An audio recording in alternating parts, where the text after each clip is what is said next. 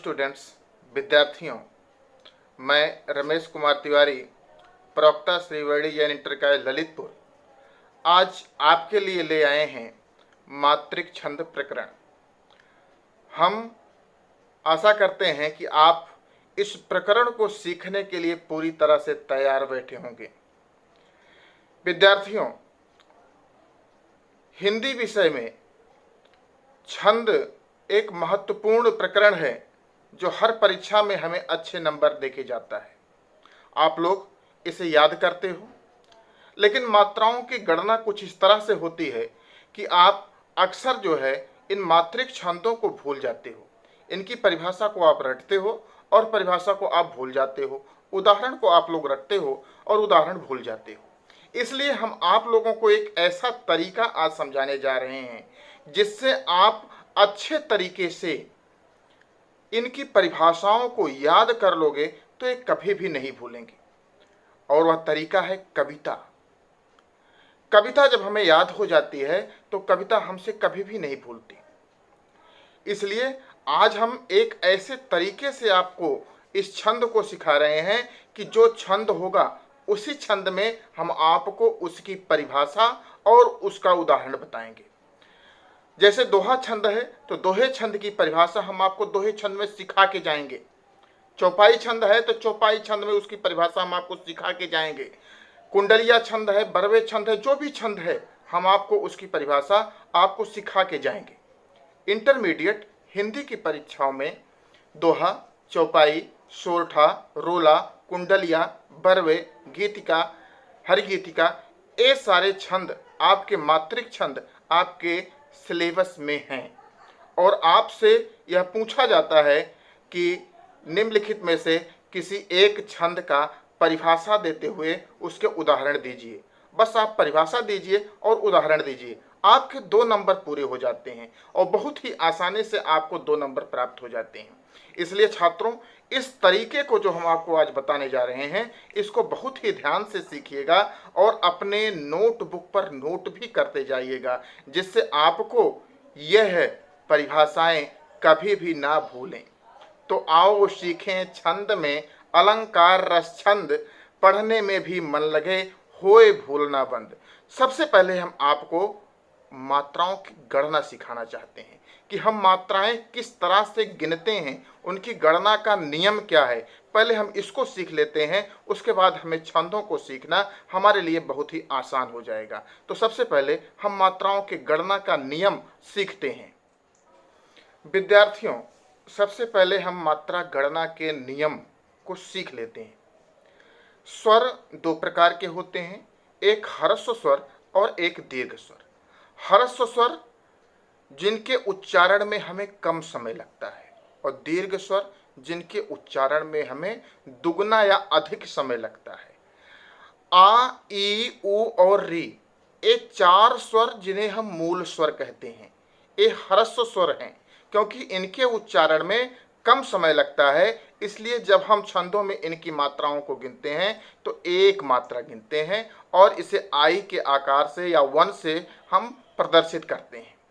लेकिन जब दीर्घ स्वर को हम देखते हैं, बड़ाया, बड़ी, बड़ाऊ, ए, ओ, औ, इनके उच्चारण में हमें मूल स्वरों से दुगना या अधिक समय लगता है।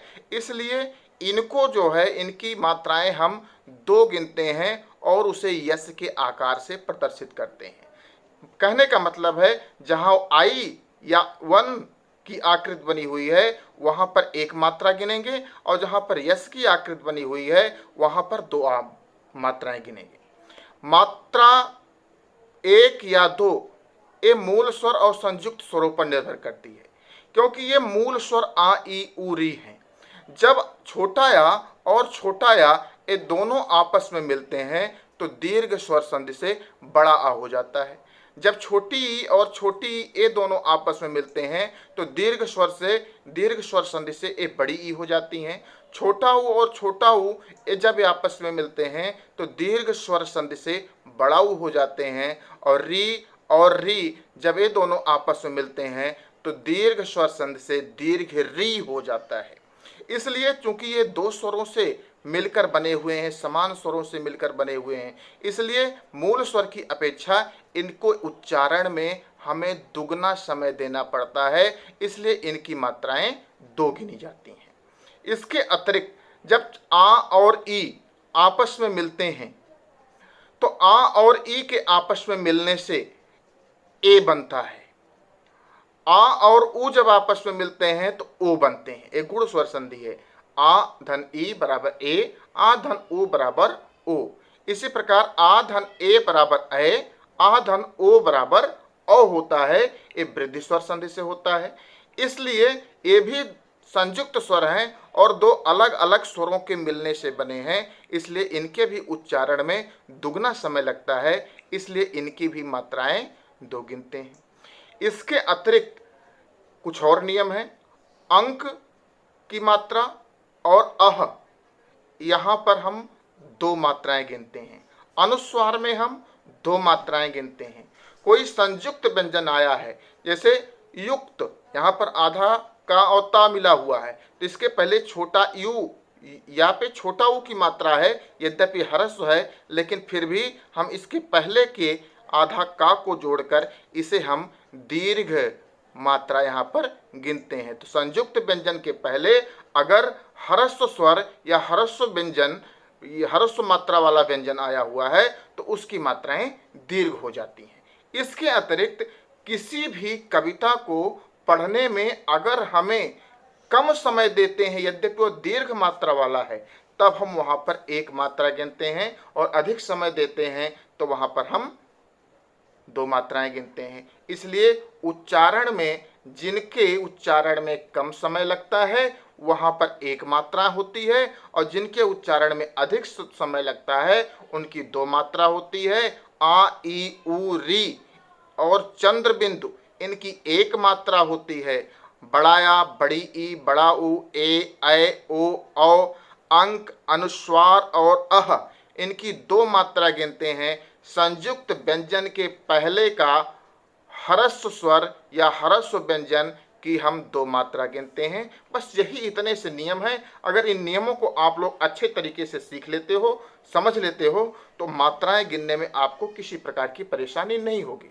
तो चलिए हम अगले प्रकरण की तरफ चलते हैं, और आपको सबसे पहले हम दोहे छंद को सिखाते हैं। दोहे छंद की परिभाषा हम दोहे छंद में बताएंगे। आपको मात्रा गिनना बस एक या दो छंद में हो सकता है परेशानी हो, उसके बाद आप मात्रा गिनना भी इतनी आसानी से सीख जाओगे, और आप अच्छे तरीके से उन परिभाषाओं को भी रट लोगे और सीख जाओगे, और आपकी आगामी परीक्षाओं में सारी की सारी परिभाषाएं आपको काम आएंगी। तो चलिए हम चलते हैं दोहे की ओर। छात्रों, परिभाषा और उदाहरण होए जहाँ पर एक, अपना बना पढ़ा रहे, कहे न कोई फेंक, कहे न कोई फेंक, याद झटपट हो जावे, कभी न पावे भूल, काम जीवन भर आवे, कह रमेश कविराय, करे जो हमसे आशा, कभी न पावे भूल, बनी मेरी परिभाषा।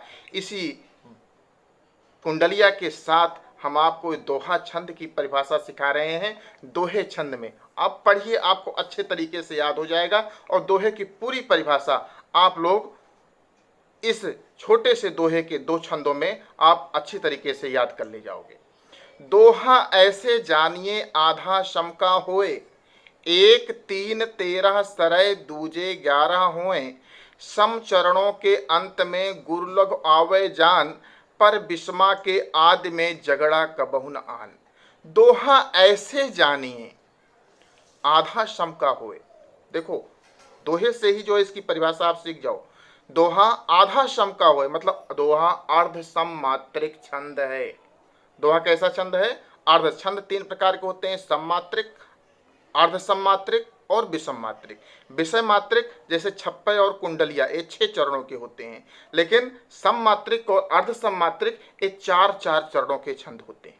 तो दोहा ऐसे जानिए आधा सम का होए, दोहा अर्ध सममात्रिक छंद है, इससे स्पष्ट होता है। 1 3 13 सरें, इसके पहले और तीसरे चरण में 13-13 मात्राएं होती हैं, और दूजे 11 हुए, और अन्य दूसरे चरणों कौन से बचे? दूसरा और चौथा, इन चरणों में 11-11 मात्राएं होती हैं।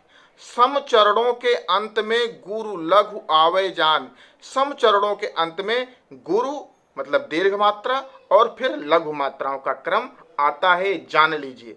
पर विषमा के आदि में झगड़ा कबो नान। लेकिन विषम चरणों में जगड़ मतलब 1, 2 और 1 मात्रा का क्रम कभी भी नहीं होता। तो आप इसको दोहे में याद कर लो और आपकी परीक्षा में आएगा तो आप ऐसा भी लिख सकते हो कि दोहा अर्धसम्मात्रिक छंद है। इसके पहले और तीसरे चरण में 13-13 मात्राएं होती हैं। दूजे मतलब दूसरे और चौथे चरणों में 11-11 मात्राएं होती हैं। सम चरणों के अंत में गुरु और लघु का विधान होता है, पर विषम चरणों के अंत आदि में जगड़ नहीं आना चाहिए। अभी देखिए, आप इसकी परिभाषा तो आप सीख गए, आप इसको रट लीजिए, लिख लीजिए, लेकिन आप इसकी ये दोहे छंद में मात्राएं गिनिए। 2, 2, 4, 2, 6, 2, 8, 2, 10, 11, 2, 13। पहले में 13 मात्राएं, तीसरे में 2, 1, 3, 2, 5, 1, 6, 2, 8, 9, 10, 11 और 2, 13। दूसरे में 2, 2, 4, 1, 5, 6, 2, 8, 2, 10, 11 और फिर चौथे में 1, 2, 2, 4, 2, 6, 7, 8, 2, 10 से 11। इसी तरह से आप सब में गिन लोगे तो पहले और तीसरे में 11-11, दूसरे और चौथे में 13-13 मात्राएं हैं। सम चरणों के अंत में गुरु लघु आवेजान। देखिए, सम चरणों के अंत में यहाँ पर गुरु आया है, फिर लघु आया है, गुरु आया है, फिर लघु आया है, गुरु आया है, फिर लघु, गुरु, लघु, एक क्रम सम में आया है। पर विषमा के आदि में झगड़ा कबहु नान। जगड़ मतलब 1, 2, 1 मात्रा का क्रम।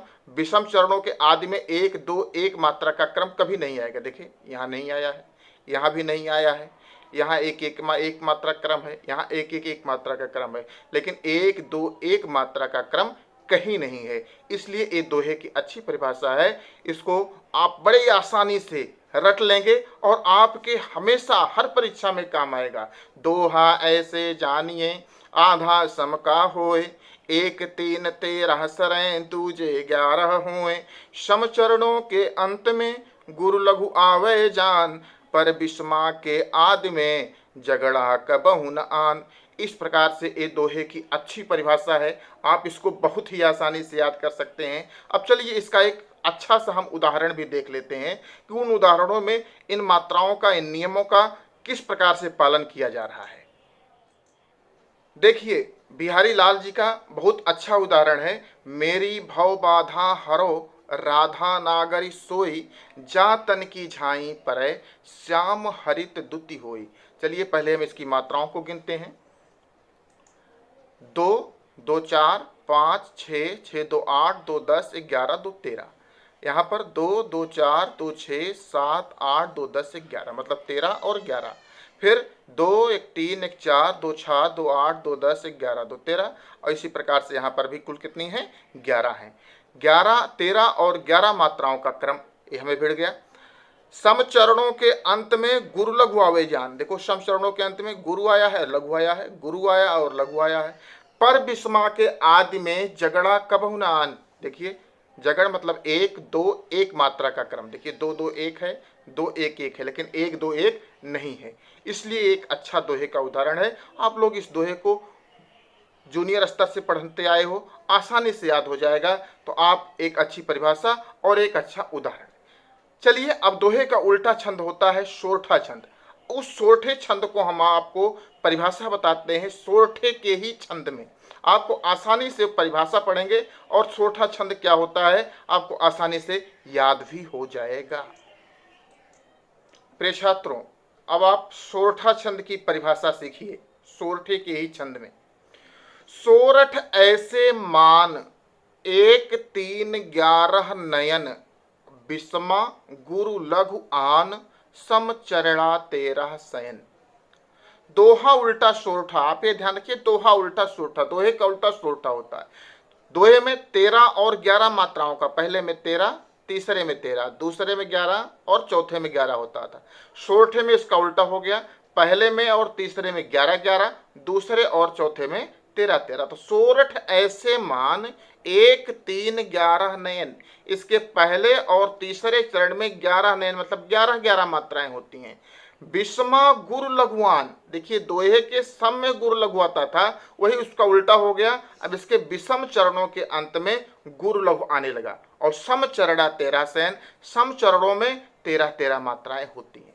बहुत ही छोटा सा उदाहरण है। सोरठ ऐसे मान, 1 3 11 नयन, विषमा गुरु लघु आन, सम चरणा 13 सैन। आप आसानी से इसकी परिभाषा याद है तो लिख सकते हो कि सोरठा छंद दोहे का उल्टा छंद होता है। इसके पहले और तीसरे चरण में 11 मात्राएं होती हैं। विषम चरणों में के अंत में गुरु और लघु आता है और सम चरणों के अंत में सम चरणों में 13 मात्राएं होती हैं।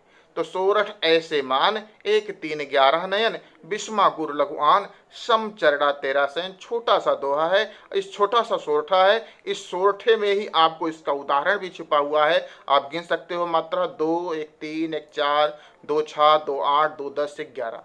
यहाँ 1 2 2 4 5 6 7 8 2 10 से 11। तो 1 और 3 में कितने हैं? 11 मात्राएं। और 2 और 4 में 2 1 3 2 5 1 6 2 8 9 10 और 3 13।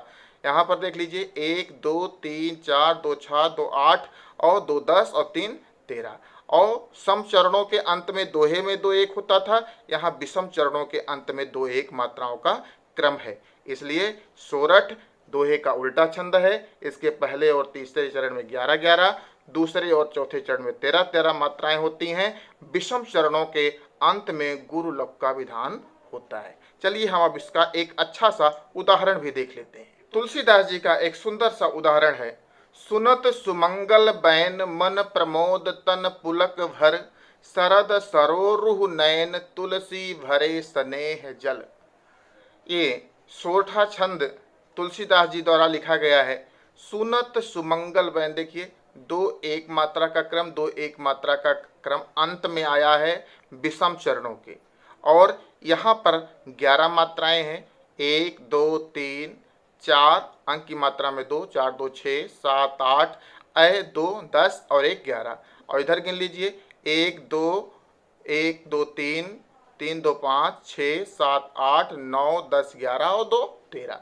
इस प्रकार से 11 मात्राओं का क्रम है। और विषम चरणों के अंत में गुरु और लघु का विधान है। इसलिए एक बहुत सा सुंदर सा इस सोरठा का उदाहरण है। इसको आप लोग आसानी से याद कर ले जाओगे। इसलिए इसकी परिभाषा को आप लिख लीजिए और याद कर लीजिए, आपके हमेशा काम आएगा। तो चलिए अब हम तीसरे छंद की तरफ चलते हैं। चौपाई। चौपाई छंद की परिभाषा हम चौपाई छंद में ही सीखेंगे और आसानी से हमें वो चौपाई छंद याद हो जाएगा और कभी भी हम उस छंद को नहीं भूलेंगे। चौपाई छंद की परिभाषा चौपाई के ही छंद में। सममात्रिक चौपाई यात्रा, 4 चरण में 16 मात्रा, अंतिम 2 गुरु शोभा पाते, झगड़ा तगड़ा कभी न आते। अब देखिए ध्यान से इसकी परिभाषा को समझिए कि सममात्रिक चौपाई यात्रा, अभी दोहा और सोरठा आपने समझा। दोहा अर्ध सममात्रिक छंद है, दोहे का उल्टा सोरठा होता है। सोरठा भी अर्ध सममात्रिक छंद है क्योंकि छंद में 4 चरण होते हैं। जब पहले और तीसरे में अलग मात्राओं का क्रम और दूसरे और चौथे में अलग मात्राओं का क्रम होता है तब वे अर्ध सममात्रिक होते हैं। और जब चारों चरणों में समान मात्रा होती हैं तो वह सममात्रिक छंद होते हैं। चौपाई में भी 4 चरण होते हैं और चारों चरणों में समान 16 मात्राएं होती हैं, इसलिए सममात्रिक छंद है। तो सममात्रिक चौपाई यात्रा, यात्रा छंद की, चौपाई छंद की यात्रा कैसी है? सममात्रिक छंद की। इसमें 4 चरण होते हैं और चारों चरणों में 16 मात्राएं होती हैं। चारों चरणों के अंत में या तो 2 गुरु आएंगे, और अगर कभी ऐसा हो जाए कि 2 गुरु नहीं आ रहे हैं तब भी जगण और तगड़ नहीं आएंगे। जगण का मतलब हुआ 1 2 और 1 मात्रा का, और तगड़ का मतलब हुआ 2 2 और 1 मात्रा का क्रम। मतलब चौपाई के पंक्तियों के अंत में 1 2 1 मात्रा का क्रम या 2 2 1 मात्रा का क्रम कभी भी नहीं आएगा। आएगा तो 2 गुरु आएंगे, और अगर 2 गुरु नहीं आते तो जगण मतलब 1 2 1 मात्रा का क्रम या तगण मतलब 2 2 1 मात्रा का क्रम नहीं आना चाहिए। तो इसको आप आसानी से जो है कविता में एक छोटी सी चौपाई में याद कर लोगे। सम्मात्रक चौपाई यात्रा, 4 चरण में 16 मात्रा, अंतिम 2 गुरु शोभा पाते, झगड़ा तगड़ा कभी न आते। परीक्षा में पूछा जाता है, तो आप चाहो तो इसी चौपाई में परिभाषा उसे लिख दो, और अगर गद्य में लिखना चाहते हो तो लिख सकते हो कि चौपाई सममात्रिक छंद है, इसमें 4 चरण होते हैं, चारों चरणों में 16-16 मात्राएं होती हैं। चौपाई के चारों चरणों के अंत में 2 गुरु आते हैं और जगण या और तगण कभी भी नहीं आते हैं। आपको पूरा का पूरा 2 नंबर प्राप्त हो जाएगा। और आप इसका एक अच्छा सा उदाहरण भी सीख लीजिए। पहले इसकी मात्राएं गिन लेते हैं, देखते हैं कि जो है इसमें मात्रा 16-16 है कि नहीं। देख लीजिए, 1 2 2 4 5 6, 2 8 2 10 2 12 2 14 2 16, 2 1 3 1 4 1 5 1 6, 2 8 2 10 11 12 और 2 14 और 2 16। इसी प्रकार इसमें भी 16 मात्राएं हैं, इसमें भी 16 मात्राएं हैं। सभी के अंत में 2 गुरु आए हुए हैं और जगड़ और तगड़ 1 2 1 मात्रा या 2 2 1 मात्रा का क्रम नहीं आया हुआ है। इसलिए परिभाषा भी चौपाई छंद का अच्छा उदाहरण है। एक परिभाषा भी है और उदाहरण भी है। रीतिकाल की ये परिपाटी रही है कि एक ही दोहे में लक्षण और उदाहरण दोनों देते थे। वो ग्रंथ अब उपलब्ध नहीं है, लेकिन हमने आप लोगों के लिए एक ही दोहे में उस छंद के लक्षण और उदाहरण दोनों लिखकर अपने परिश्रम से बनाए हैं। इसलिए इसे अपनी कॉपी पर अवश्य नोट कीजिए, जिससे आपको ये परिभाषाएं कभी न भूलें। चलिए अब हम आपको एक अच्छा सा उदाहरण भी इसको समझा देते हैं, जिससे आपको चौपाई छंद अच्छे से समझ में आ जाए। चौपाई छंद का उदाहरण तुलसीदास जी का ही ये चौपाई है। निरख सिद्ध साधक अनुरागे, सहज स्नेहु सराहन लागे, होत न भूतल भाव भरत को, अचर सचर चर अचर करत को। अब देखिए, इसके चारों चरणों में 16-16 मात्राएं हैं। आप गिन लीजिए, 3 2 5 1 6, 2 8 9 10 11 12 और 2 14 और 2 16। यहाँ पर भी 1 2 3 4 2 6 1 7 8 2 10 2 12 और 4 16। हर चरण में 16-16 मात्राएं हैं। अंतिम 2 गुरु शोभा पाते। देखो, अंत में यहाँ पर भी 2 गुरु मात्राओं का क्रम है और यहाँ पर भी 2 गुरु मात्राओं का क्रम है। यहाँ पर और यहाँ पर मतलब तीसरे और चौथे चरण में 2 गुरु मात्राएं नहीं आई हुई हैं, कोई बात नहीं। लेकिन जगड़ा तगड़ा कभी नहीं आते। जगड़ मतलब 1 2 1 मात्रा का क्रम और तगड़ मतलब 2 2 1 मात्राओं का क्रम कभी भी नहीं होना चाहिए। देखिए, 1 2 1 मात्रा का क्रम नहीं है, क्या है 1 1 2 या 1 1 2 या 2 2 1 मात्रा का क्रम नहीं होना चाहिए। देखो, 2 2 1 भी नहीं है, 2 2 1। इसलिए तुलसीदास जी द्वारा लिखी गई ये एक अच्छी चौपाई का उदाहरण है, जिसमें दोनों चीजें सिद्ध कर देती हैं कि अंतिम 2 गुरु शोभा पाते, अंत में 2 गुरु शोभा पा रहे हैं, और नीचे की 2 लाइनों में झगड़ा तगड़ा कभी नहीं आते। ना तो झगड़ा आ रहा है न तगड़। आपकी पूरी परिभाषा का एक पूरा उदाहरण है। आप अच्छे तरीके से जो है इसको समझा सकते हो, याद कर सकते हो। छोटी छोटी चीजें हैं जो आदमी ध्यान नहीं देता और भूल जाता है। चौपाई की परिभाषा बताते हैं कि सिर्फ 16 मात्राएं जिसमें होती हैं। नहीं, 16 मात्राएं उससे ही चौपाई नहीं बनती। 16 मात्रा सभी चारों चरणों में होती है। अंत में 2 गुरु का विधान होता है, और 2 गुरु यदि नहीं आते हैं तो जगड़ और तगड़ भी नहीं आने चाहिए। ये चौपाई का सही परिभाषा है। और इस तरह से अगर आप 2 2 4 2 नंबर के आप लिख लोगे तो पूरा का पूरा नंबर आपको प्राप्त होगा और आप अच्छे अंक से पास होगे। चलिए अब हम अगले छंद की तरफ चलते हैं, रोला छंद की तरफ। रोला छंद की परिभाषा हम आपको रोला छंद में ही बताएंगे और उदाहरण भी आपको अच्छे से समझाएंगे। तो चलिए सीखते हैं हम रोला छंद। चलिए, रोला छंद की परिभाषा रोला छंद में ही आपको याद होगा, रत्नाकर जी ने एक गंगावतरण काव्य लिखा है, जिसके आपकी कक्षा 11 में आप लोगों ने पढ़ा भी होगा। वो पूरा का पूरा गंगावतरण रोला छंद में ही उन्होंने लिखा है। तो रोला छंद बहुत ही अच्छा छंद है। बस इसकी परिभाषा आपको याद नहीं रहती है, आप भूल जाते हो बार बार, लेकिन अब आप नहीं भूलोगे। चलिए, इसकी परिभाषा, रोला छंद की परिभाषा हम रोला छंद में ही पढ़ते हैं। रोला का यह रूप देख होता है विस्मय, सममात्रिक है रूप चार चरणों में मोह है, सोरठ जैसा रूप यद्यपि यति का विधान है, 11 13 वृत्त सलज यति का विराम है। अब देखिए इसके, समझिए इसको, परिभाषा को। रोला का यह रूप देख होता है विस्मय, जो रोला का रूप है उसको देखकर हमें आश्चर्य होता है, क्या कि सममात्रिक है रूप। रोला 4 चरणों का छंद है और सममात्रिक छंद है। इसके चारों चरणों में 24-24 मात्राएं, 11 और 13 के यति से 24-24 मात्राएं होती हैं। सममात्रिक है रूप चार चरणों में मोह है, सोरठ जैसा रूप, जैसे सोरठ में, सोरठा छंद में पहले चरण में 11, तीसरे चरण में 11, दूसरे चरण में 13, चौथे चरण में 13 मात्राएं, कुल 4 चरण होते हैं। पहले और तीसरे में 11-11, दूसरे चौथे में 13-13 मात्राएं होती। ठीक वही रूप सोरठा का भी होता है, लेकिन उसके चरण नहीं होते। सोरठ जैसा रूप यद्यपि यति का विधान है, सोरठ जैसा रूप तो है लेकिन सोरठा नहीं है। 11 और 13 पर यति है, यति का मतलब अल्प विराम, अल्प विराम, 11 पे अल्प विराम, फिर 13 मात्राएं, फिर 11, फिर 13, फिर 11 और 13, इस तरह से चारों चरणों में 24-24-24-24 मात्राओं का क्रम होता है। तो 11-13 वृत्त, 11 और 13 वृत्त मतलब मात्राएं, 11 और 13 मात्राएं हैं, लेकिन वो मात्राएं कैसी हैं आप उसको सीखिए। सलज, सलज यति का विराम है। कभी कभी ऐसा भी होता है कि 11 और 13 पर यति होती भी है, कभी 11 पर नहीं होती, 10 पर हो जाती है या 12 पर भी हो जाती है, या 1-2 मात्राओं का क्रम इधर उधर चलता रहता है, लेकिन संपूर्ण मात्राओं की संख्या 24-24 होती है। इसलिए सलज यति का विराम है, लज्जा युक्त यति है कि कभी 11 पर होती है, कभी हो सकता है ना भी हो, 10 पर भी हो सकती है, 12 पर भी हो सकती है। तो ये चलता रहता है, लेकिन संपूर्ण चरण में 24 मात्राएं होती हैं, और 11 और 13 पर अगर यति हो तो सबसे अच्छा है। तो रोला का यह रूप देख होता है विस्मय, सममात्रिक है रूप चार चरणों में मोह है, सोरठ जैसा रूप यद्यपि यति का विधान है, 11-13 वृत्त सलज यति का विराम है।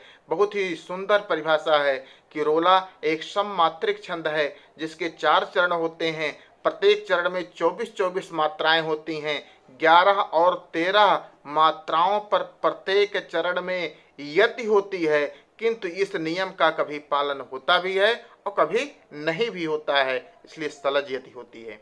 इस तरह से आप रोले की परिभाषा आप लोग लिख लीजिए, बहुत अच्छी परिभाषा है, आपको आसानी से याद हो जाएगी। चलिए अब हम रोला का एक सुंदर सा जल्दी से आपको उदाहरण भी बता देते हैं। रोला छंद का उदाहरण।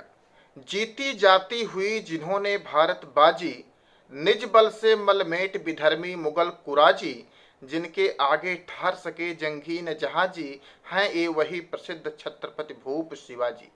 ये बहुत अच्छा रोला का उदाहरण है।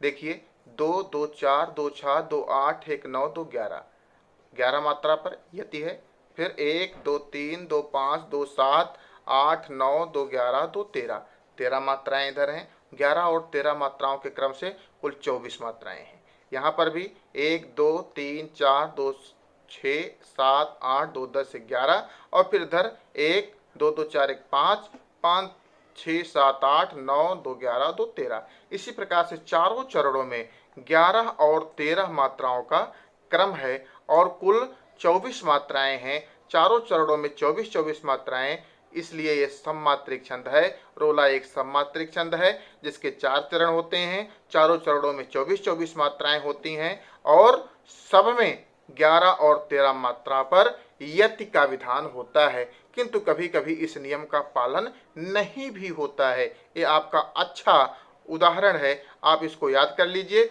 और हम आशा करते हैं कि आपको हमारी परिभाषाएं पसंद आई होंगी और आप इनका भरपूर उपयोग करोगे, और आपकी आने वाली परीक्षा, बोर्ड परीक्षा में ये आपको जरूर अंक दिलाएगी, और आप कभी भी हमारी बताई हुई इन परिभाषाओं को नहीं भूलोगे। निश्चित रूप से हम अगले वीडियो में आपको कुंडलिया, बरवे और हरगीतिका आपके लिए लेकर आएंगे, और इस कुंडलिया की परिभाषा हम कुंडलिया छंद में, बरवे की परिभाषा बरवे छंद में, और हरगीतिका की परिभाषा हरगीतिका छंद में सिखाएंगे। आप लोग तैयार रहिएगा और हम आपको अवश्य ही वो वीडियो लेकर आएंगे।